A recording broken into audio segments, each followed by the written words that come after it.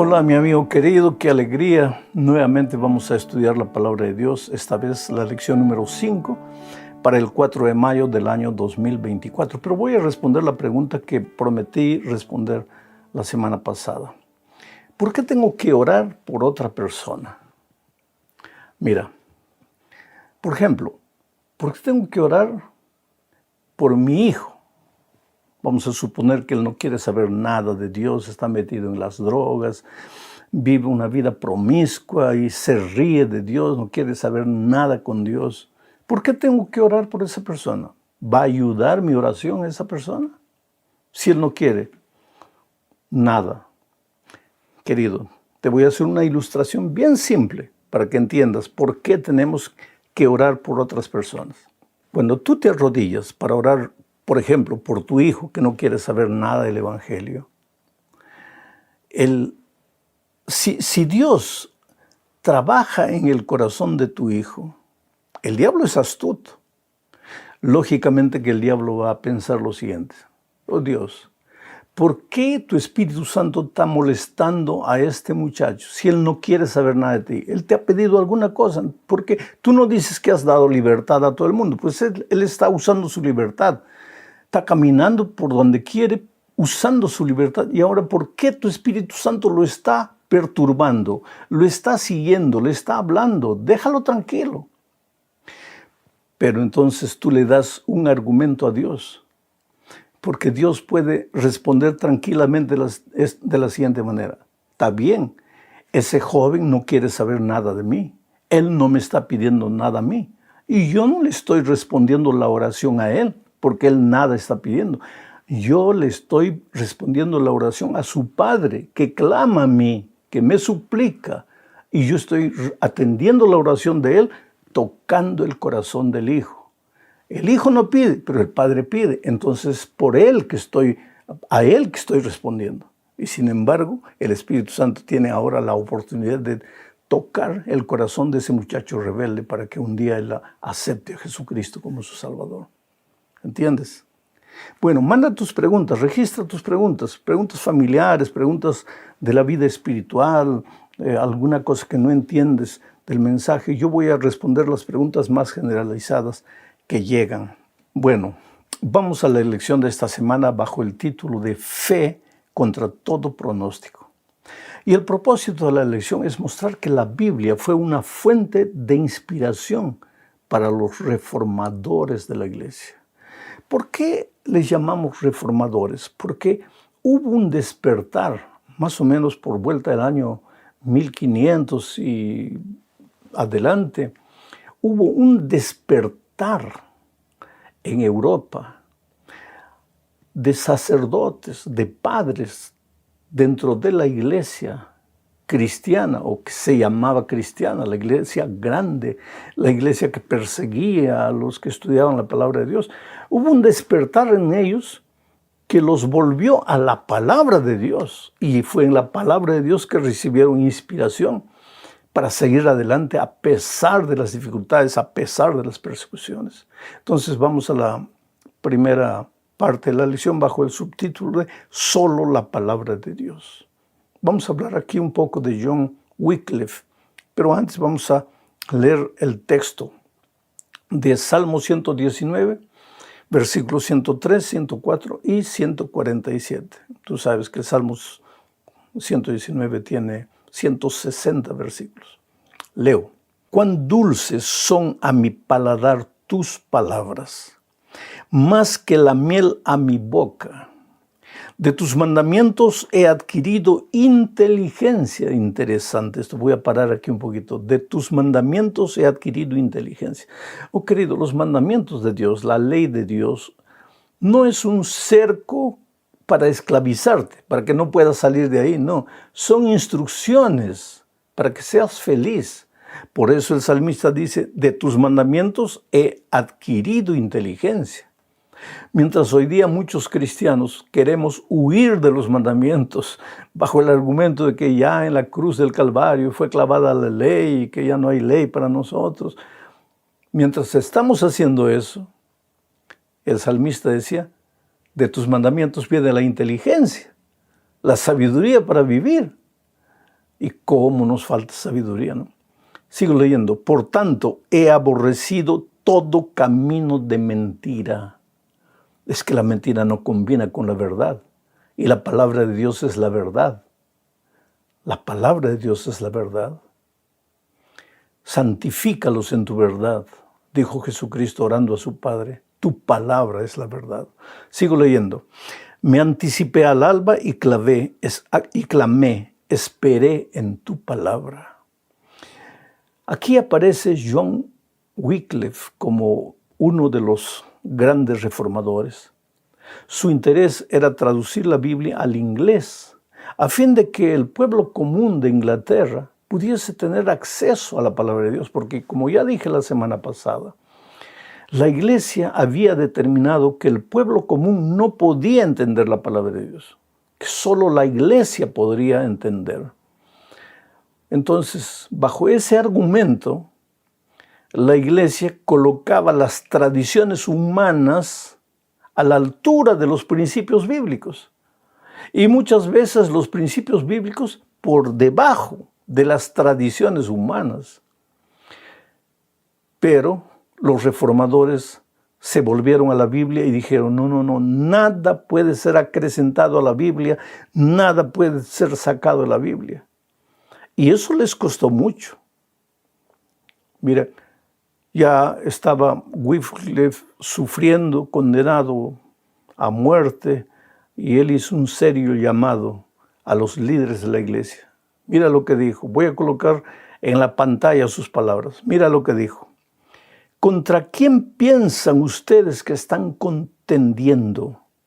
¿Contra un anciano que ya está al borde del sepulcro? No. Contra la verdad que es más fuerte que ustedes y que los vencerá. Oh, queridos, si nosotros queremos aprender de esos hombres de la Reforma, hoy día tenemos que aprender a fundamentar nuestra fe solamente en la palabra de Dios y nada más que en la palabra de Dios. Aquí viene una pregunta que mucha gente me hace. Pero pastor, usted dice que la iglesia debe fundamentar sus principios, sus valores únicamente en la palabra de Dios. Pero ustedes tienen a Elena de White ahí y colocan a Elena de White a la misma altura de los escritos bíblicos. No, querido, eso no es verdad. Eso no es verdad. Elena de White fue una mujer inspirada por Dios, una mujer a quien Dios utilizó para darnos luz con relación a la palabra de Dios. Pero nada de lo que ella escribió, nada de lo que ella dijo está contra la palabra de Dios. Yo siempre digo, si yo encontrase, y creo que he leído todos los libros de Elena de White en mi vida, si yo encontrase una sola declaración de ella que dijese, Dios me ha revelado que esta parte de la Biblia ya no sirve, que ahora va a ser así, yo sería el primero en no creer en ella. Porque ella dijo que sus escritos son una luz menor que ayudan a alumbrar la luz mayor que es la Biblia. Nosotros como iglesia tenemos el principio de sola escritura, solo la Biblia y nada más. La iglesia adventista tiene 28 doctrinas. Ninguna de ellas fue fundamentada en los escritos de Elena de White. Si ella no hubiera existido, la iglesia tendría las mismas 28 doctrinas. ¿Por qué? Porque tenemos el principio de sola escritura. Lo que me admira es que cuando yo leo los escritos de ella, veo que ella está de acuerdo con todo lo que la palabra de Dios dice. Bueno, vamos a la segunda parte de este estudio bajo el título de Transmitir la palabra de Dios. Los reformadores, querido, no aceptaron adulteración de la palabra de Dios. Y leo un texto, 2 Corintios 4, 1 y 2. Dice así, por lo cual, teniendo nosotros este ministerio según la misericordia que hemos recibido, no desmayamos, o sea, no nos desanimamos, no volvemos atrás, aunque venga lo que venga. no desmayamos. Sigo leyendo. Antes bien, renunciamos a lo oculto y vergonzoso, no andando con astucia ni adulterando la palabra de Dios, sino por la manifestación de la verdad, recomendándonos a toda conciencia humana delante de Dios. Mira lo que Pablo dice. Él como ministro no usaba astucia para cambiar la palabra de Dios. No adulteraba la palabra de Dios. ¿Qué quiere decir adulterar? Agarras una cosa pura y la mezclas. Por ejemplo, tomas la leche pura y le echas agua. Esa leche que tiene agua y leche ya no es leche, ya es una leche adulterada. Nosotros los cristianos tenemos el deber de estudiar la palabra de Dios y no echarle agua, no echarle tradiciones humanas, no echarle conceptos humanos. No, pero la Santa Madre Iglesia lo dice, querido. Cuando un líder de iglesia o un grupo de líderes de la iglesia toma la Biblia y dice, esto ya no vale porque ahora la iglesia determina que sea así, no podemos acreditar que esa sea la iglesia de Dios. Porque la iglesia de Dios tiene como característica el seguir las instrucciones divinas registradas en la palabra de Dios, transmitirlas con honestidad, con pureza, sin ningún tipo de adulteración. Uno de los hombres que hacía eso se llamó William Tyndale. Mira, este hombre era inglés y su mayor deseo era traducir la Biblia al inglés. Inclusive como fruto del trabajo de él, tenemos hoy día en inglés la versión King James, fruto del trabajo de este hombre. Él tomó la traducción de Wycliffe, la trató de mejorar, de depurar, de arreglar, porque en traducción siempre hay errores. Él colaboró mucho con la Biblia que hoy es llamada la King James en inglés. Interesante que las últimas palabras de Wycliffe antes de morir, también perseguido, fueron las siguientes. Voy a colocar ahí en la tela las palabras de él. Señor, abre los ojos del rey de Inglaterra. ¿Por qué? Porque el rey no aceptaba el trabajo que él hacía. Por eso lo condenó a muerte. Interesante que más adelante, en Inglaterra, se abrió la sociedad bíblica, donde se fabricaban Biblias y se esparcieron Biblias para todo el mundo de habla inglesa. Quiere decir, Tyndale fue un hombre fiel a Dios, un siervo honesto, un siervo que no adulteró la palabra de Dios y un hombre que, aunque murió y no vio los resultados, hoy día nosotros podemos comprobar el trabajo extraordinario que este hombre realizó. Los reformadores creían que la palabra de Dios era fruto de la inspiración del Espíritu Santo. Ellos aceptaron la inspiración de la Biblia. Mira lo que dice Juan 14, 25 y 26. Estas son palabras del Señor Jesucristo. Dice, os he dicho estas cosas estando con vosotros. Mas el Consolador, el Espíritu Santo, a quien el Padre enviará en mi nombre, Él os enseñará todas las cosas y os recordará todo lo que os he dicho. ¿De qué manera haría eso el Espíritu Santo? Inspirando a los escritores bíblicos para registrar las instrucciones divinas. Por eso, en 2 de Pedro 1, 20 y 21, encontramos lo siguiente. Entendiendo primero esto, que ninguna profecía de las Escrituras es de interpretación privada, porque nunca la profecía fue traída por voluntad humana, sino que los santos hombres de Dios hablaron siendo inspirados por el Espíritu Santo. La instrucción de Pedro es clara. La profecía, las enseñanzas bíblicas no fueron presentadas para una interpretación privada. Es decir, tú no puedes decir, Esto es lo que me parece a mí y no me importa lo que los otros digan. No. Tú no puedes tomar la Biblia y cambiarla a tu voluntad. Tú tienes que respetar lo que la palabra de Dios dice. Si dice que es blanco, pues es blanco. Si dice que es rojo. Tú no puedes tomar la palabra blanco y decir, sí, aquí dice blanco, pero ya no es blanco, ahora va a ser rojo porque la sangre de Jesucristo es roja. Oh, querido, la sangre de Jesucristo es roja. Eso no se discute. Pero aquí está escrito blanco.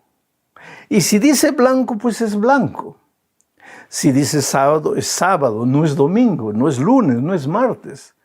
Es tan simple seguir las instrucciones divinas, pero el ser humano toma la palabra de Dios y la modifica, la cambia, la interpreta. No, aquí dice así, pero no debe decir de otra manera. En fin, entonces pues va a haber una confusión entre los pretensos hijos de Dios, entre los que se dicen ser discípulos del Señor Jesús.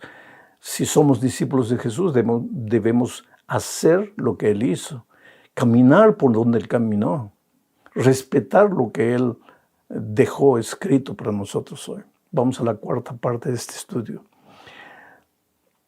Solo Cristo, solo por gracia. En esta época de los reformadores se elevó Martín Lutero, un sacerdote católico, un monje, un estudioso de la palabra de Dios. Él estaba un día subiendo las escaleras de la capilla, sus rodillas sangraban, estaba subiendo de rodillas las gradas. ¿Por qué? Porque creía en la penitencia, estaba haciendo algo para salvarse. Él creía que cuanto más sufría, más salvo podría ser, porque eso es lo que había aprendido. Pero de repente se acordó de lo que leyó en el libro de Romanos. El justo por la fe vivirá. Y a partir de ahí, él abrió sus ojos y su mente a la palabra de Dios y estudió la Biblia y descubrió que muchas de las cosas que la iglesia enseñaba no tenían fundamento bíblico, tenían fundamento en las tradiciones humanas, pero no en la palabra de Dios. Entonces él escribió 95 tesis que las clavó en la puerta de una iglesia en Alemania. Y ahí pues él comenzó a ser perseguido. Fue declarado hereje. Pero el fundamento de sus convicciones era la palabra de Dios. Y él creía que la palabra de Dios había sido inspirada por Dios. Otra de las cosas que él descubrió en la palabra de Dios es este principio de solo por gracia. No somos salvos por nuestras buenas obras. Las buenas obras tienen un lugar en la vida cristiana, pero no es para salvación. Tú no eres salvo porque devuelves tu diezmo, porque das ofrendas, porque te portas bien, porque guardas el sábado, porque cumples esto, porque cumples aquello, porque no comes carne de puerco. Tú no te salvas por eso. Todo eso tiene lugar en la vida de un cristiano, pero somos salvos únicamente por la gracia de Jesucristo. Mira lo que dice Efesios 2, 8 y 9. Porque por gracia sois salvos, por medio de la fe, y esto no de vosotros, pues es don de Dios, no por obras, para que nadie se gloríe, no por obras. Martín Lutero y los reformadores protestantes descubrieron que Jesús y solamente Jesús era la fuente de su salvación. Entonces Lutero comenzó a predicar el mensaje de la gracia salvífica de Jesucristo. Y las multitudes acudían en masa a escuchar los mensajes de Martín Lutero. Sus palabras eran como un sorbo de agua fresca en medio del desierto estéril. La gente estaba encadenada a las tradiciones de la iglesia y sometida a rituales vacíos. Y cuando escuchaban la predicación de que somos salvos por la gracia, era como si las cadenas que los amarraban fuesen rotas y se sentían libres por el evangelio maravilloso del Señor Jesucristo. Bueno, vamos a la última parte de este estudio, bajo el subtítulo de la obediencia, el fruto de la fe. No somos salvos por obras, somos salvos únicamente por gracia. Pero mira lo que dice el propio apóstol Pablo en Efesios 2:10. En los versículos 8 y 9 dice que no somos salvos por obras, solo por la fe. ¿Y por qué no somos salvos por obras? Para que nadie se gloríe. Pero ahora mira lo que dice el versículo 10. Porque somos hechura suya. ¿De quién? De Dios. Creados en Cristo Jesús para buenas obras, las cuales Dios preparó de antemano para que anduviéramos en ellas. Es claro, no hay contradicción entre la salvación por la fe y la gracia de Jesucristo y la acción de buenas obras. No hay contradicción. Ambas se complementan. Las buenas obras son resultados de la salvación por la gracia. Ahora, no me digas que has sido salvo por la gracia si tu vida es una vida de desobediencia, si no quieres seguir las instrucciones de la palabra de Dios. Leamos otros textos, Romanos 3, 28 y 31. Dice así: concluimos pues que el hombre es justificado por fe, sin las obras de la ley. No pienses que guardas la ley para salvarte. Pablo es claro cuando dice, concluimos pues que el hombre es justificado por la fe sin las obras de la ley. Pero en el versículo 29 pregunta, luego, ¿por la fe invalidamos la ley? Y responde, en ninguna manera, sino que confirmamos la ley. Claro. En la vida del cristiano hay lugar para la gracia. Somos salvos únicamente por la gracia de Dios, sin ley.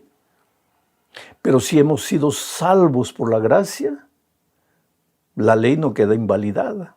Dice, luego por la fe invalidamos la ley. No, en ninguna manera, sino que confirmamos la ley. Oh, querido, John Wesley asistió a una reunión en Londres. Quedó asombrado con la lectura que Martín Lutero hacía de la salvación por la gracia. Y John Wesley dice que ese día él también entendió lo que es la maravillosa gracia de Jesucristo que transforma la vida del pecador. Él dice, voy a colocar aquí en la tela las palabras de John Wesley. Él dijo así, sentí que confiaba en Cristo, solo en Cristo para la salvación, y tuve la seguridad de que Él había quitado mis pecados, aún los míos, y me había salvado de la ley del pecado y de la muerte. Oh, querido, el Señor Jesucristo, con su gracia maravillosa, nos libra de la condenación de la ley. Porque la ley condena, pero no condena a la persona justa, no condena al salvado por gracia. La ley condena, pero condena al pecador. Un ejemplo, la ley del tránsito. Si yo respeto las leyes de tránsito, si paro en la luz roja, ¿la ley de tránsito me va a condenar? Absolutamente.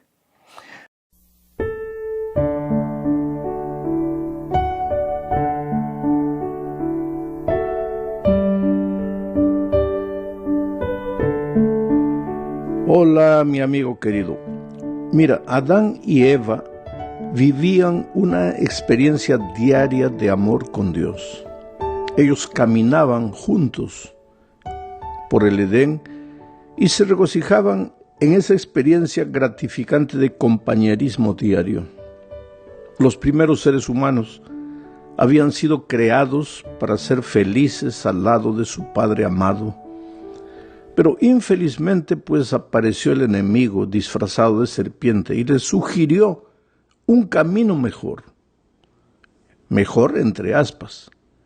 Les dijo que si se separaban de Dios y hacían lo que ellos desearan, serían semejantes a Dios. Ahora, esa idea les pareció fascinante a Adán y Eva, y ellos cayeron. Infelizmente el tiro les salió por la culata. Se equivocaron, erraron el blanco, no alcanzaron lo que querían.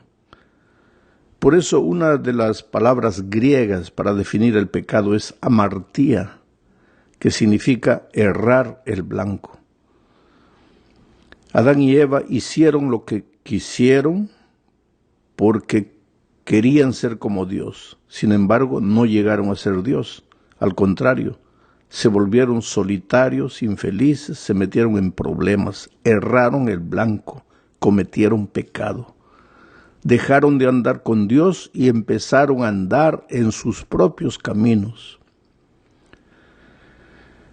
Ahora, ¿qué es lo que llevó a Adán y Eva a esto? El amor a la posición o al estatus, querer ser igual a Dios. El deseo de tener más de lo que se les había permitido tener. Dios les había dado todo el jardín, pero les dijo no toquen solamente del fruto de este árbol. Ellos quisieron todo. Pues ese deseo del estatus y de tener más de lo que querían o que podían tener llevó a nuestros primeros padres a la ruina. El compañerismo diario con el Padre en ese momento fue interrumpido. Entonces ellos se escondieron de Dios entre los árboles. Imagínate, como si alguien pudiera esconderse de Dios. Pero ahora date cuenta una cosa, Adán y Eva no fueron atraídos por la riqueza. ¿Qué riqueza había en el árbol? El fruto no era un fruto de oro o de diamante. No eran millones de dólares que colgaban del árbol de la ciencia del bien y del mal. Lo que prueba que no son solo apenas las riquezas que pueden separarnos de Cristo. Es el amor al dinero, sea poco o sea mucho. Es el apasionado deseo de alcanzar bienes materiales. Ese deseo puede convertirse en una terrible maldición que puede alejar el alma de la salvación. Satanás sabe esto y por eso usa el amor por las cosas materiales para hacer que el cristiano coloque a Jesús en segundo plano. No que lo saque de su vida, sino que lo coloque en segundo plano. Solo que nuestra única protección de este problema es conservar la mirada en Cristo, propositadamente, no de casualidad, no si estoy con ganas, si tengo tiempo, no simplemente porque Él me va a bendecir y las cosas me van a ir bien si coloco a Jesús en primer lugar. La única cura para la mundanalidad, cualquiera sea su forma, es una continua devoción a Cristo. Hebreos capítulo 11, versículo 26 dice que Moisés fue victorioso porque consideró que sufrir el oprobio de Cristo era una riqueza mayor que los tesoros de los egipcios. Quiere decir, Moisés colocó a Jesús en primer lugar, no por casualidad, sino propositadamente. Se determinó en su corazón, decidió, tomó la decisión consciente de que esto sería así. Dios estaría en primer lugar, lo demás estaría en segundo plano. Cristo, pues, debe ser nuestra prioridad máxima. Necesitamos volver a caminar con Dios de propósito, a obligarnos, si posible, a caminar con Dios, porque nuestra naturaleza pecaminosa quiere andar sola, no quiere andar con Dios. Pero así lo hicieron los grandes hombres de la Biblia. Enoc se fue al cielo porque anduvo con Dios, caminó con Dios. Noé fue un hombre justo e íntegro entre sus contemporáneos porque anduvo con Dios. A Abraham Dios le dice, anda conmigo y sé perfecto. David fue el hombre conforme al corazón de Dios porque se determinó a andar con Dios en la tierra de los vivientes. Caminar con Dios, con Jesús, seguirlo diariamente, por lo que Él es y por lo que ha hecho por nosotros, no por alguna ventaja inmediata que podamos obtener de Él. Nuestra vida debe esconderse en Cristo y sus planes deben ser nuestros planes. Cuando nos entreguemos a Él, Él quebrantará el dominio del mundo sobre nuestras almas. Nuestra atención pues debe fijarse en Cristo en vez de fijarse en las cosas materiales. Solo eso llenará el vacío de la vida, le dará un sentido a la existencia. Vamos ahora a la segunda parte de este estudio y aquí veremos qué significa esconderse en Cristo, mirar las cosas de arriba, andar con Cristo, entregarse a Él, fijar la atención en Él. Tú te das cuenta que todas estas expresiones nosotros las usamos frecuentemente. El otro día, sin embargo, alguien me dijo, pastor, ya intenté todo eso, pero no funciona, no da resultado. El problema es que nos quedamos generalmente solo en la teoría. Hablamos bonito, vamos a la iglesia, cerramos los ojos, cantamos, gloria a Dios, aleluya, y pensamos que eso es andar con Dios. O que ir una vez por semana a la iglesia, eso es caminar con Dios, entregarse a Él, colocar la mirada en Él. Nos quedamos solo en la teoría, no entramos en el terreno de la práctica. El andar con Dios, el caminar con Dios, el colocar a Dios en el primer lugar de nuestra vida es algo práctico y muchas veces doloroso. Digo, ¿por qué doloroso?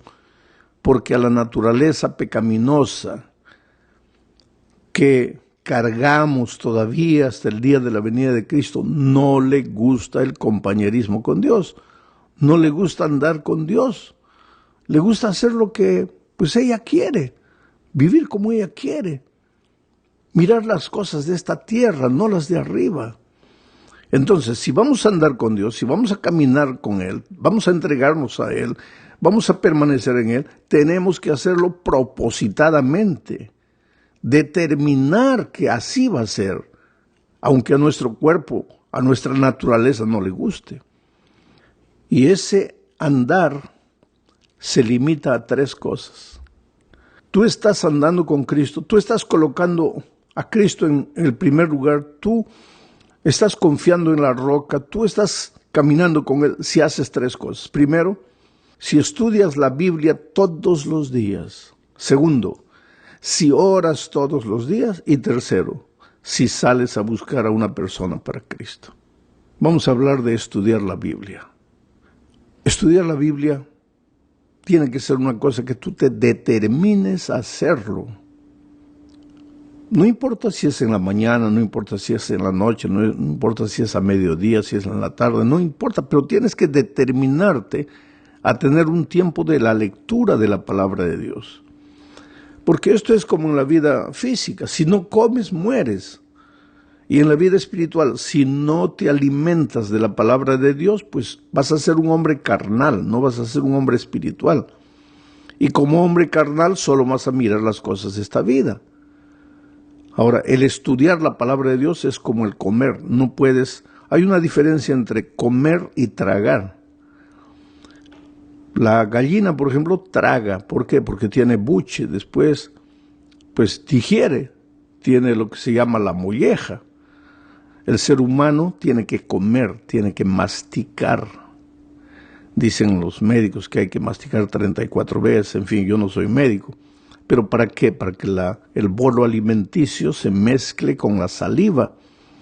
Y entonces, pues, la digestión sea mucho más fácil. En la medida que masticas bien, que comes, que sientes el sabor de la comida, pues vas a tener una vida saludable. El estudio de la palabra de Dios es igual. Tú no puedes sentarte a leer un versículo, salir corriendo, ¿no? Lee un versículo que sea, pero medita en el versículo. Piensa qué es lo que ese versículo te está diciendo a ti. ¿Qué es lo que Dios está hablándote a ti en las circunstancias presentes? Porque la circunstancia presente que yo vivo en este momento puede no ser la tuya. Por ejemplo, si tú estás en este momento con un hijo en el hospital, entre la vida y la muerte, y tú agarras la Biblia y lees un versículo, ese versículo te va a decir a ti otra cosa diferente de a mí. ¿Por qué? Porque yo en este momento no tengo, por la gracia de Dios, un hijo en el hospital. Si acabas de perder a la esposa, te va a decir ese versículo un mensaje que a mí no me lo va a decir porque yo estoy con la esposa viva.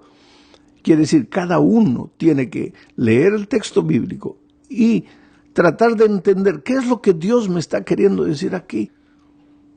Tampoco vale la pena que agarres la Biblia. Voy a terminar este año de leer la Biblia 2 veces. Ahí llega la noche, lees, pero no entiendes nada. Eso en la vida física le diríamos que es tragar. Comes, pero no masticas. Tienes que leer un trecho de la Biblia y meditar. Por ejemplo, tomas la lección de la escuela sabática. Lees la pregunta, lees la respuesta, piensas, sacas tus conclusiones. Si no has entendido bien, pues escuchas el comentario. Y el comentario te ayuda a entender algunas cosas que no has entendido. Ahora, tampoco puedes tú cerrar la Biblia, escuchar solo el comentario y pensar que con eso ya has pasado tiempo con Dios. Claro que el comentario te ayuda, pero es mucho mejor que tú mismo mastiques la palabra de Dios. En el siguiente punto de la lección vamos a hablar de la oración. Este es otro de los instrumentos de comunión con Dios. La oración no es repetir frases que has aprendido. Padre nuestro que estás en los cielos, santificado sea tu nombre. No. La oración, dice el Espíritu de Profecía, es abrir el corazón a Dios como a un amigo. ¿De qué hablan los amigos cuando se encuentran? Hablan de todo. Entonces, haz eso con Dios. Conversa con Él. Siéntate, arrodíllate o acostado en la cama, medianoche te despiertas, abre tu corazón y habla con Dios. Cuéntale lo que estás haciendo, lo que estás sintiendo, los pensamientos que te perturban, tus temores, tus dudas, tus aflicciones. Habla con Dios. La oración no es para que le informes a Dios de lo que te está pasando, porque Dios ya sabe, Dios es Dios. Dice el propio Señor Jesucristo, vuestro Padre ya lo sabe antes que se lo pidáis. Entonces, ¿para qué tengo que contarle todo si Él ya sabe? No es para informarle, es para que tú pases tiempo con Él, porque a través de la Biblia Dios te habla. A través de la oración tú le hablas a Dios, tú le respondes a Dios. Tú te sientes acompañado, tú sientes que estás con Él, tú no te sientes solo. Saca toda la basura de tu corazón, las amarguras, los rencores, los motivos. Si hay una persona que te hirió, cuéntale a Dios con detalle qué es lo que esa persona te hizo. ¿Para qué? Para que a medida que tú vas hablando a Dios, el rencor, el resentimiento va saliendo de tu corazón. Cuéntale a Dios tus flaquezas, tus debilidades.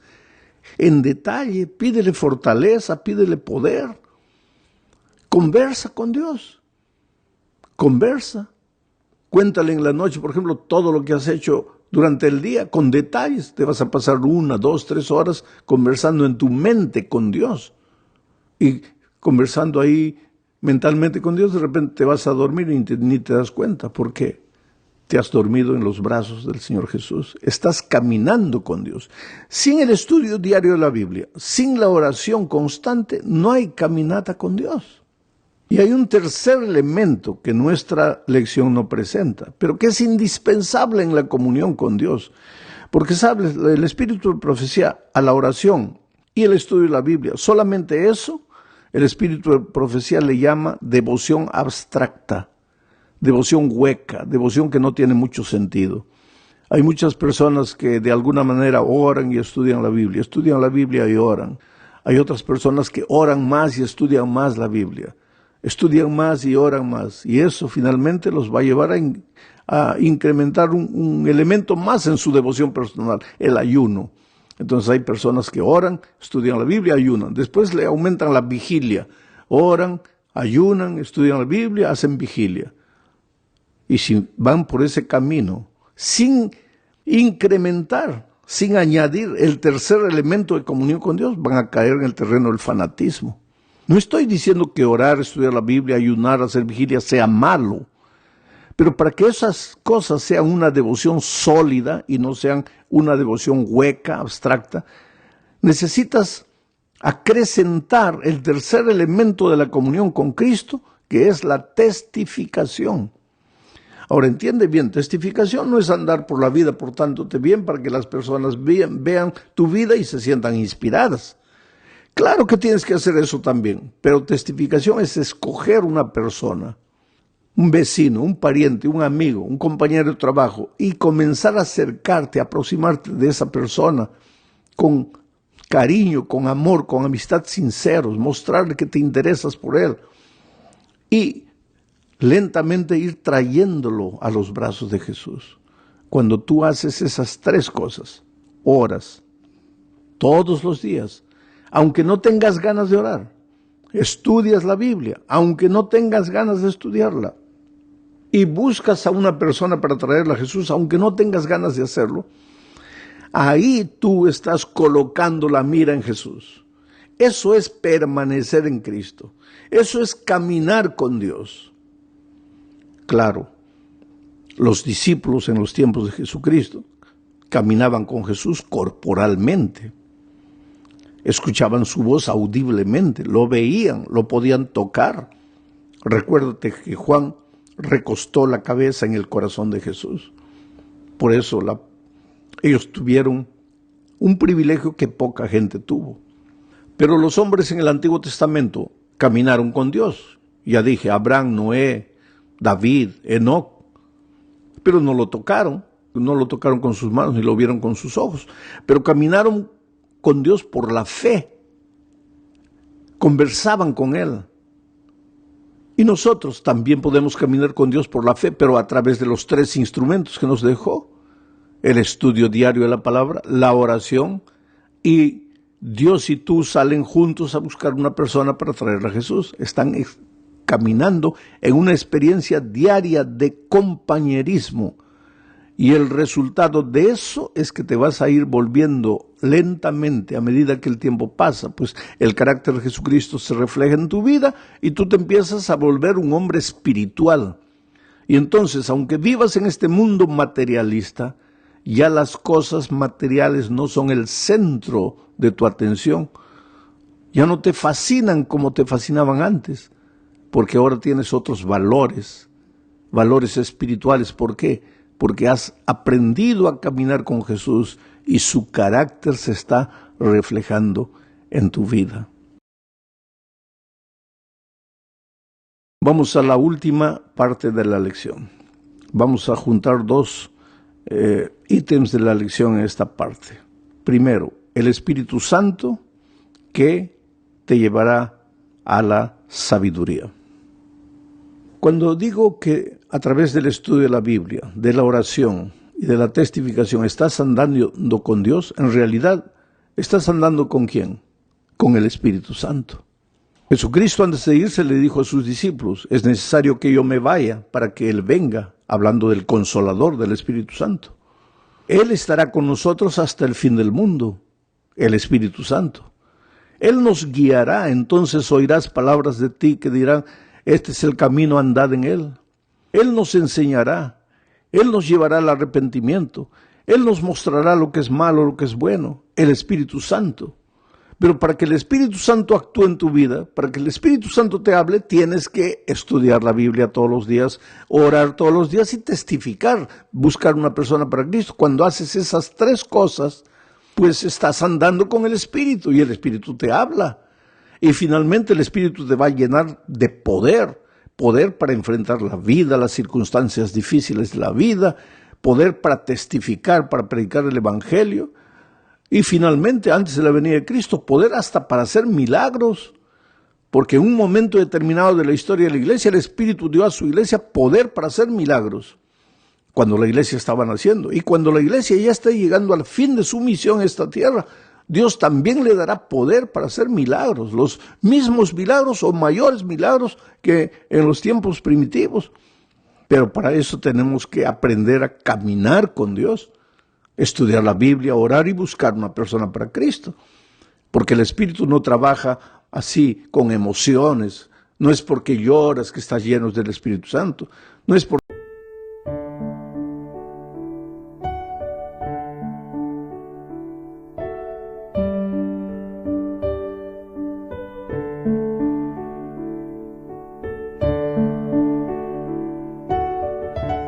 Hola, mi amigo querido, nunca es tarde para empezar de nuevo.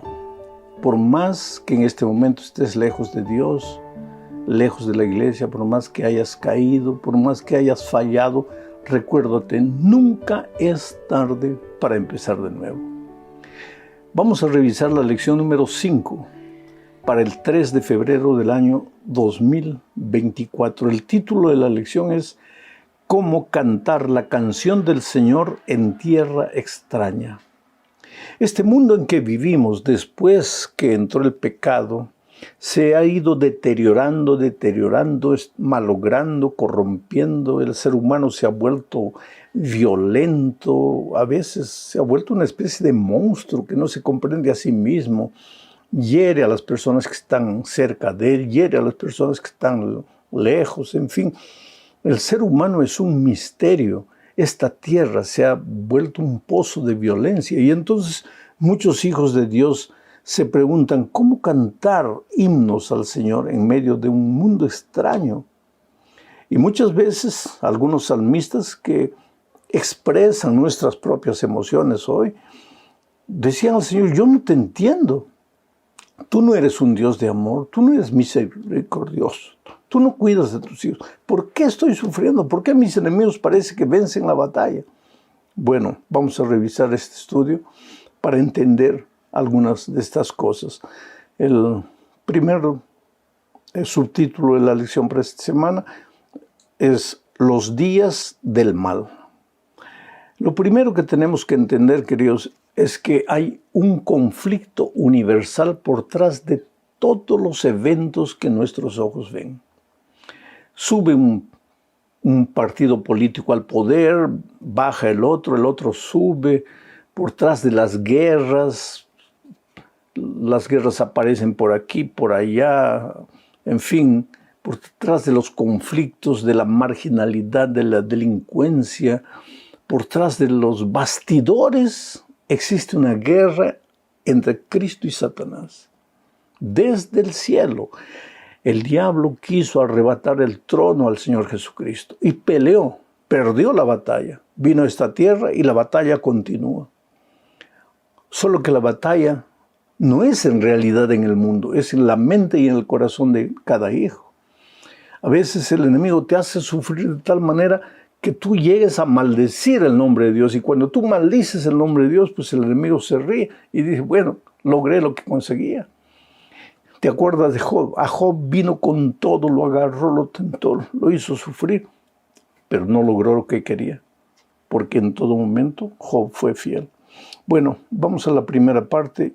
Veamos el Salmo 74, 18 y 22. Dice así: acuérdate de esto, que el enemigo ha afrentado a Jehová, y pueblo insensato ha blasfemado tu nombre. Levántate, oh Dios, aboga tu causa. Acuérdate de cómo el insensato te injuria cada día. En este salmo, el salmista está describiendo el conflicto.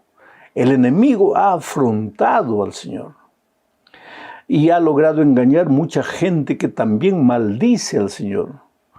Y muchas veces no solo maldice con la boca, sino con sus actitudes y con su vida. Y el salmista llega a un momento en que reclama: Señor, levántate, defiende tu causa. Acuérdate de cómo el insensato te injuria cada día y tú parece que no haces nada. Parece que te quedas de brazos cruzados. Señor, ¿qué te pasa? ¿Alguna vez ha subido a tu mente, a tu corazón esta misma idea? Claro que siempre. Claro que siempre nos preguntamos: ¿dónde está Dios? Cuando vemos niños en la calle sufriendo, muriendo de hambre, ¿no preguntamos a Dios dónde está Él? Cuando vemos injusticias aberrantes, explícitas, ¿no preguntamos a Dios: Señor, ¿dónde está? Cuando vemos la violencia, la maldad, niños inocentes pagando por la tontería de los seres humanos adultos, ¿no nos preguntamos dónde está Dios? Señor, levántate. Es lo que el salmista dice aquí: levántate, Señor, defiende tu causa. ¿Qué pasa contigo? ¿No dices que tú eres todopoderoso y que eres un Dios de misericordia? ¿Por qué permites estas cosas? Es interesante. Vamos a leer ahora el Salmo 79, 9 y 10, para continuar desarrollando este pensamiento. Ahí el salmista dice: ayúdanos, oh Dios de nuestra salvación, por la gloria de tu nombre, y líbranos y perdona nuestros pecados, por amor de tu nombre. Porque dirán las gentes, ¿dónde está tu Dios? Sea notoria en las gentes delante de nuestros ojos la venganza de la sangre de tus siervos que fue derramada. ¿Cuántas veces el salmista en este texto que acabo de leer pregunta, Señor, por tu nombre, defiéndenos, defiende tu causa en esta tierra por causa de tu nombre, por tu gloria? Porque las personas que no te conocen, cuando ven sufriendo a tus hijos, aquellos que quieren obedecerte, aquellos que quieren andar en tus caminos, los ven sufriendo, los ven pasando injusticias. Los incrédulos preguntan, ¿dónde está tu Dios? ¿Qué Dios es ese? ¿Qué Dios predicas? No predicas de un Dios todopoderoso, grandioso, que te cuida, que te protege. ¿Dónde está ese Dios? Queridos, el problema es el siguiente. Cuando el pecado se levantó allá en el cielo, Dios podría haber acabado con el pecado ahí, en el momento. Pero es que Lucifer se levantó acusando a Dios de ser injusto, de ser un Dios abusivo. Él le dijo más o menos esto, Señor, ¿sabes por qué todos te obedecen? Porque tienen miedo de ti, porque si te desobedecen, tú los matas. Entonces así, por miedo, cualquiera te obedece. Eso es lo que le dijo acusando a Job, ¿te acuerdas? Que le dijo el diablo al Señor. Le dijo, claro, le das vida, le das salud, le das hijos, le das hacienda, le das dinero. Así cualquiera te sirve. Ahora quítale todo eso para que veas cómo te maldice. Y vuelvo a repetir, entonces el diablo viene pues y trata de quitarte, de traer enfermedad, miseria, dolor a tu vida. Nada de lo que te hace sufrir nace en la mente divina. El sufrimiento no tiene origen en la mente divina. El sufrimiento tiene origen en la mente del diablo. De cierta manera yo diría el sufrimiento es diabólico. Pero él manda el sufrimiento para que tú maldigas al Señor, para que tú pierdas la confianza en Dios, para que tú te preguntes, Señor, ¿dónde estás? Y para que la gente de afuera se burle de ti y diga, ¿dónde está tu Dios? Pero querido, Dios quiere desarrollar en ti la paciencia. Quiere que tú en tu vida, a pesar del dolor, como Job digas, yo sé en quién he creído. Yo sé en quién he creído. Que venga la sarna, que venga el olvido, que venga la pobreza, que venga la miseria. Yo sé en quién he creído. Qué fe extraordinaria la de Job. Y también puede ser la tuya. En la medida que tú alimentes tu mente y tu corazón con la palabra de Dios. Vamos a la segunda parte de este estudio. A las puertas de la muerte. En esta parte vamos a ver que la muerte, querido, es una realidad de la cual nadie puede escapar. Mueren los adultos, mueren los ancianos, mueren los hombres, las mujeres, los niños, mueren los malos, mueren los buenos. La muerte física es una realidad de la cual no podemos escapar. Solo que hay una gran diferencia. Los que mueren en Cristo no mueren, apenas duermen hasta la mañana gloriosa de la resurrección. Los que mueren sin Cristo mueren, resucitarán en la segunda resurrección solo para volver a morir. Por tanto, no tengas miedo de la muerte física. De la muerte que debes temer es de la muerte espiritual, porque esa sí es muerte eterna. Leamos el Salmo 41, versículos 1 al 4. Bienaventurado el que piensa en el pobre, es una actitud buena de este salmista. Bienaventurado el que piensa en el pobre. En el día malo lo librará Jehová. Jehová lo guardará y le dará vida. Será bienaventurado en la tierra y no lo entregarás a la voluntad de sus enemigos. Jehová lo sustentará sobre el dolor, sobre el lecho del dolor. Mullirás toda su cama en su enfermedad.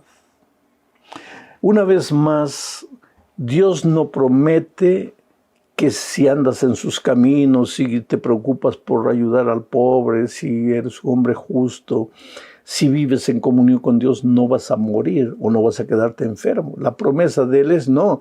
En el momento del dolor, Él va a suavizar tu lecho, mulirá toda tu cama en su enfermedad. ¿Para qué? Para que no te duelan las espaldas. Quiere decir, Dios nunca prometió que en esta vida estarás exento de dolor. El entregar tu vida a Jesús, el bautizarte, no es que tú te estás vacunando contra las inclemencias de la vida, no. Pero Dios va a cumplir su promesa suavizando tu dolor, ayudándote a cargar la cruz del sufrimiento. Pero muchas veces el sufrimiento tiene que llegar a nuestra vida para ayudarnos a crecer en la experiencia espiritual. Si en este momento estás pasando por un momento difícil, no desesperes, querido. La mano invisible de Dios está a tu lado, aunque tú no lo veas. Aunque tú sientas que Dios te ha abandonado, Él no te ha abandonado, Él está contigo. Leamos otro salmo, el 88, versículos 1 al 4, dice así. Oh Jehová, Dios de mi salvación, día y noche clamo delante de ti. Llegue mi oración a tu presencia, inclina tu oído a mi clamor, porque mi alma está hastiada de males y mi vida cercana al Seol, al sepulcro. Soy contado entre los que descienden al sepulcro, soy como un hombre sin fuerza. Esto es interesante, querido. El ser humano, por más que cree en Dios, porque el salmista confiaba en Dios, está escribiendo este salmo como una plegaria a Dios. Pero ¿qué es lo que él dice aquí? Señor, no entiendo, estoy sufriendo.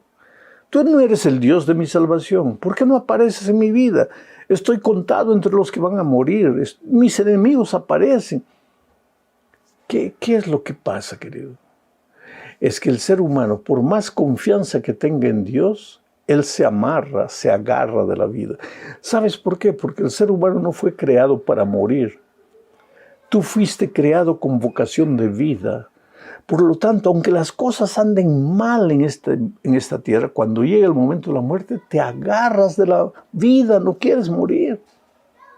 Por eso vas a entender el versículo 4 que dice, soy contado entre los que descienden al sepulcro, soy como un hombre sin fuerza.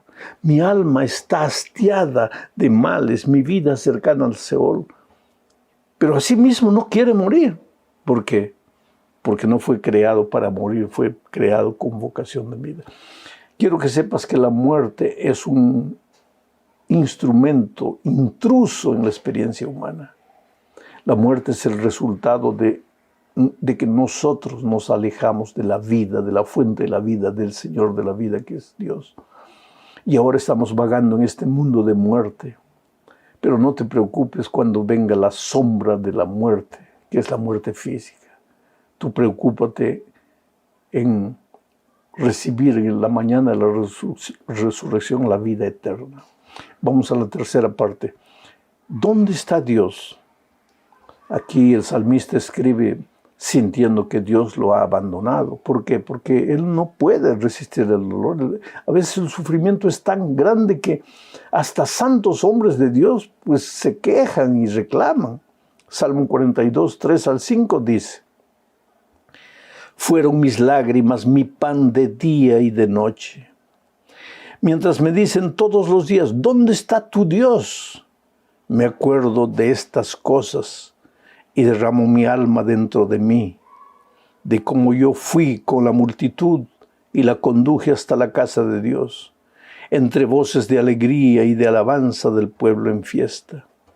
¿Por qué te abates, oh alma mía, y te turbas dentro de mí? Espera en Dios, porque aún he de alabarle, salvación mía y Dios mío. Qué experiencia linda del salmista. Él está pasando por el valle del dolor. La gente se burla de él. Él no entiende la razón de su dolor.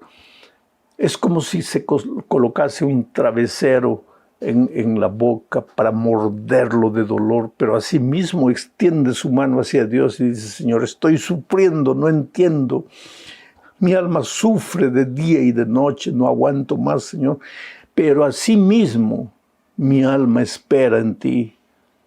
Aún te alabaré, Señor, salvación mía, Dios mío.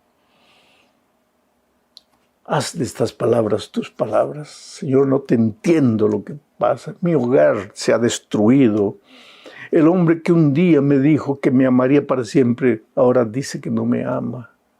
Mi hijo está en el lecho de la muerte. Señor, yo te amo, yo te suplico, pero no puedo más.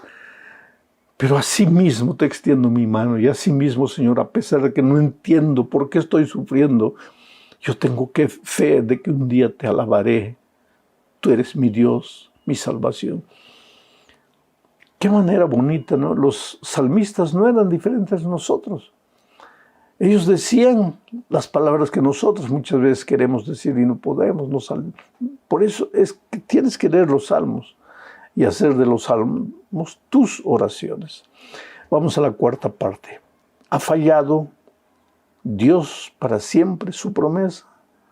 El hecho de que no interviene en este momento como queremos, ¿significa que Él no quiere cumplir su promesa? Cuando las dificultades llegan, parece que el tiempo no pasa, ¿no? El dolor parece que va a ser eterno. Pero querido, te digo una cosa, en esta vida todo pasa. Mira, el día solo dura 12 horas. Viene la noche, quieras o no. Y la noche puede ser fría, helada, tormentosa, pero va a salir el sol de un nuevo día. Todo pasa. Cuando yo tenía, 20 años, 19 años, un huracán destruyó una ciudad entera allá en los Andes peruanos. Algunos años después arrasó, vino un aluvión, arrasó con la ciudad. Años después yo fui allá, la ciudad estaba reconstruida. Parecía que nada había pasado. ¿Por qué? Porque así son las cosas en esta vida. Cuando el dolor llega, parece que no va a pasar nunca. Pero el tiempo es el mejor remedio para el dolor. Si en este momento, vamos a decir que tu noviazgo terminó faltando 2 meses para el matrimonio, y tú piensas que ese dolor no va a pasar, querido. Pero el instrumento es el tiempo, y el tiempo no corre, el tiempo demora. Si has perdido un ser querido y crees que ya la muerte llegó también para ti porque ese dolor es terrible, calma. Todo el dolor pasa, toda dificultad pasa, pero el tiempo es el instrumento. Vamos a leer lo que dice Salmo 77, 7 al 9. ¿Desechará el Señor para siempre y no volverá más a sernos propicio? ¿Ha cesado para siempre su misericordia? ¿Se ha acabado perpetuamente su promesa? ¿Ha olvidado Dios el tener misericordia? ¿Ha encerrado con ira sus piedades? Mira, el salmista está sufriendo. Y en el momento del sufrimiento él se pregunta, ¿se ha olvidado de Dios de su promesa? Y la respuesta es no. Dios no se olvidó de su promesa. Dios nunca se olvida de su promesa. El hecho es que vivimos en un mundo de dolor. La entrada del pecado trajo como consecuencia el dolor y el sufrimiento. Y por más que tú ames a Dios y que tú vivas en armonía con la voluntad de Dios, el polvo del sufrimiento de esta vida te salpica. El que no tiene a Dios en el momento del sufrimiento se desespera, puede hasta acabar con su propia vida. Pero el que confía en Dios, aunque venga el dolor, sabe que Dios existe, que Dios no lo ha abandonado, que Dios está a su lado y que el sol va a salir de nuevo. No desesperes, querido. El año pasado fue mal, este año Dios te va a abrir las puertas, tú vas a ver. Vas a encontrar el empleo que no encontrabas. Vas a pasar la prueba que no pasabas. Vas a sanar del dolor emocional que has cargado hasta aquí. Porque tal vez el mayor milagro que Dios quiere hacer en tu vida no es alrededor tuyo, sino dentro de ti, en tu corazón, sacando tu corazón del pozo de la desesperación. Vamos a la parte final de este estudio, hablando de para que los justos no sean tentados. ¿Cómo es que el justo va a ser tentado? ¿Tentado a qué? ¿Tentado a pensar que Dios lo abandonó? Mira lo que dice el Salmo 49, 5. ¿Por qué he de temer en los días de adversidad, cuando la iniquidad de mis opresores me rodeare? Aquí está hablando él de la tentación que todos los justos tenemos en el momento del dolor, de pensar que Dios nos ha abandonado. Pero él se pregunta, ¿pero por qué tengo que temer en el día de la adversidad? Aunque la iniquidad de los justos me ha rodeado. Ahora, querido, mira al pasado, cómo Dios te ha cuidado en el pasado, cómo Dios ha cuidado a tus padres, a tus abuelos, cómo Dios ha cuidado al pueblo de Israel, cómo Dios ha cuidado a los precursores del Evangelio en la época de los romanos, perseguidos, devorados por leones en los circos romanos, cómo Dios ha protegido a su pueblo. Tú mismo has llegado a la edad que tienes ahora,